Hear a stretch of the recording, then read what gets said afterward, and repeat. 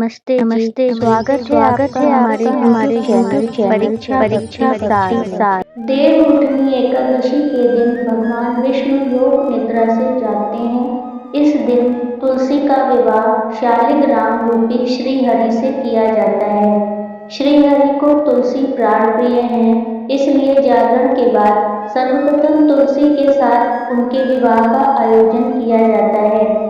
विष्णु व तुलसी जी के विवाह के पीछे एक पौराणिक कथा है। श्रीमद् भागवत के अनुसार एक बार शिव जी ने अपने तेज को समुद्र में फेंका था। उस तेज से एक महातेजस्वी बालक ने जन्म लिया। यह बालक आगे चलकर जालंधर के नाम से पराक्रमी दैत्य राजा बना, जिसकी राजधानी का नाम जालंधर नगरी था। दैत्यराज कालनेमी की कन्या वृंदा का विवाह जालंधर से हो गया। जालंधर महाराक्षस था। अपनी सत्ता के मद में चूर होकर जालंधर ने माता लक्ष्मी को पाने की कामना से युद्ध किया, परंतु समुद्र से ही उत्पन्न होने के कारण माता लक्ष्मी ने जालंधर को अपने भाई के रूप में स्वीकार किया। वहां से पराजित होकर जालंधर देवी पार्वती को पाने की लालसा से कैलाश पर्वत पर गया। भगवान शंकर का ही रूप धारण कर छल से माता पार्वती के समीप पहुंचा, परंतु पार्वती जी ने अपने योग बल से जालंधर को तुरंत पहचान लिया और उस स्थान से पार्वती जी अंतर ध्यान हो गई। जालंधर महाशक्तिशाली असुर था।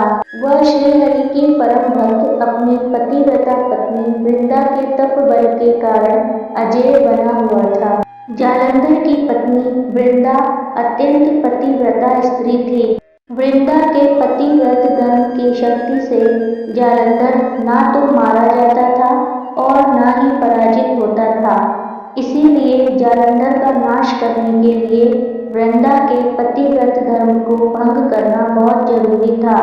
तब जालंधर के अत्याचार को देखकर ब्रह्मा जी ने सभी देवी देवताओं को सुझाव दिया और सभी देवी देवता भगवान विष्णु के पास पहुँचे। सभी देवी देवता ने विष्णु जी से जालंधर के आतंक से मुक्ति दिलाने की प्रार्थना की। तब लोक मंगल के लिए श्री हरि विष्णु जी ने ऋषि का वेश धारण करके वन में पहुँचे, जहाँ पर वृंदा अकेले भ्रमण कर रही थी। विष्णु जी के साथ दो मायावी राक्षस भी थे। उन राक्षस को देखकर वृंदा भयभीत हो गई। ऋषि वेश में विष्णु जी ने वृंदा के सामने पल भर में दोनों राक्षसों को भस्म कर दिया। उन ऋषि की शक्ति को देखकर वृंदा ने कैलाश पर्वत पर महादेव के साथ युद्ध कर रहे अपने पति जालंधर के बारे में पूछा। ऋषि ने अपने माया जाल से दो वानर प्रकट किए। एक वानर के हाथ में जालंधर का सिर था तथा दूसरे वानर के हाथ में वृंदा के पति जालंधर का धड़ था।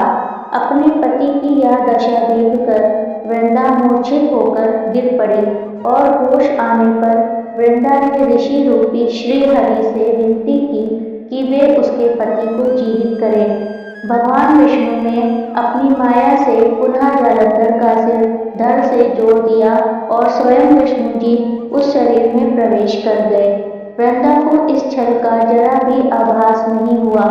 जालंधर बने भगवान विष्णु के साथ वृंदा पतिव्रता का व्यवहार करने लगी, जिससे वृंदा का सतीत्व भंग हो गया।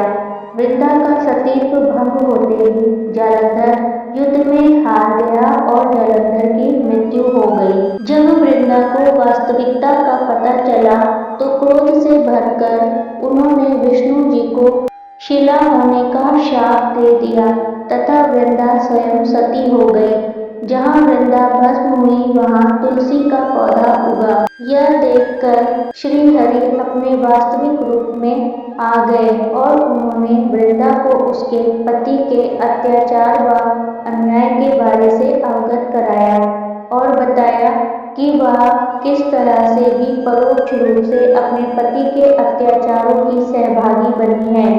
पूरी बात सुनकर वृंदा को अपनी भूल का एहसास हुआ और वृंदा ने श्री हरि से क्षमा मांगी। इस पर श्री हरि ने वृंदा को अपनी अनन्य भक्ति का वरदान देते हुए कहा, हे वृंदा, तुम मुझे प्राण प्रिय हो, इसलिए तुम्हारा शाप भी मुझे शिरोधार्य है। मेरे आशीर्वाद से तुम सृष्टि की सर्वाधिक हितकारी औषधि तुलसी के रूप में जानी जाओगी और मेरे पाषाण स्वरूप शालिग्राम से तुम्हारा मंगल परिणय संसार वासियों को विपुल यश देगा। इसीलिए देवोत्थान एकादशी के दिन तुलसी और शालिग्राम के विवाह के इस मांगलिक अवसर पर तुलसी चौरे को घूमें और गेरू से लीप कर तुलसी के पौधे को लाल चुनरी ओढ़नी उड़ाकर 16 श्रृंगार का सामान चढ़ाते हैं।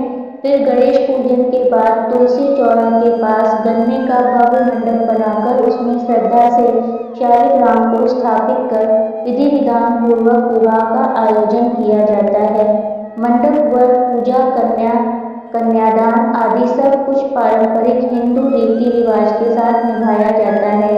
यह सारा आयोजन यजमान सप्तनीक मिलकर करते हैं। विवाह के पश्चात प्रतिभोज का आयोजन भी किया जाता है। मान्यता है कि तुलसी विवाह का यह आयोजन करने से कन्यादान के बराबर फल मिलता है। जिस घर में तुलसी होती है वहाँ यम के दूत भी असमय नहीं जा सकते हैं।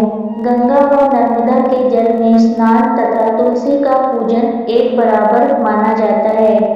चाहे मनुष्य कितना भी पापी क्यों न हो, मृत्यु के समय जिसके प्राण निकल रहे हों, मंजरी रहित तुलसी की पत्ती और गंगा जल मुख में रखकर उसके प्राण निकलते हैं तो वह मनुष्य पापों से मुक्त होकर वैकुंठ धाम को जाता है।